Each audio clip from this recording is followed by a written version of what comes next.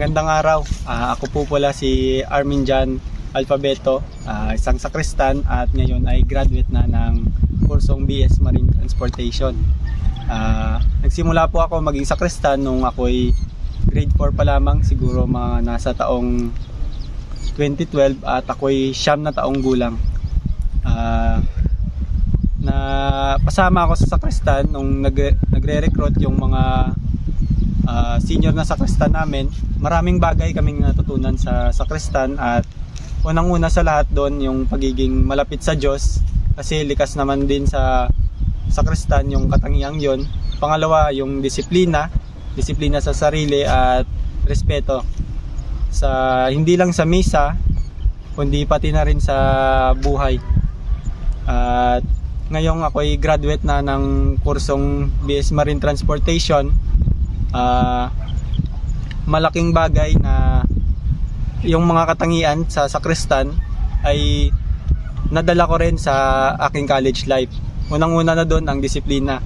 Sa kurso namin sa Maritime, mahalaga ang disiplina dahil ito yung kumbaga core na ng isang core values ng isang maritime student.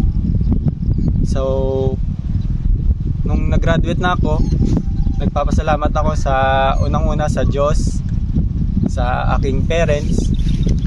Nagpapasalamat din nga pala ako sa mga taong tumulong sa akin. Utang namin sa inyo ang tagumpay na ito at hindi namin ito makakamit kung wala ang tulong ninyo. Maraming salamat po. Magandang araw. Ako nga po pala si Cyril James Pacto. Naging sakristan ako noon noong March 22, 2012. At ako'y 7 hanggang 9 na taon na gulang pa lamang noon sa pagsali ko bilang isang altar server. At ako'y grade 3 to 4 noong mga panahon na iyon. Ang mga natutunan ko bilang isang sakristan ay ang pagiging marespeto, magalang na anak, at gawin silang ang Diyos sa sentro ng lahat ng aking buhay. Ako'y nagtapos sa kursong Marine Engineering sa John B. Lacson. Ako'y nangangarap na maging successful sa aking kursong pinili. Mark Angelo L. Pacto Cyril James M. Gallinero Joshua D. Maraming salamat po sa tulong na binibigay nyo at sa walang sawang suporta na binigay nyo po sa amin.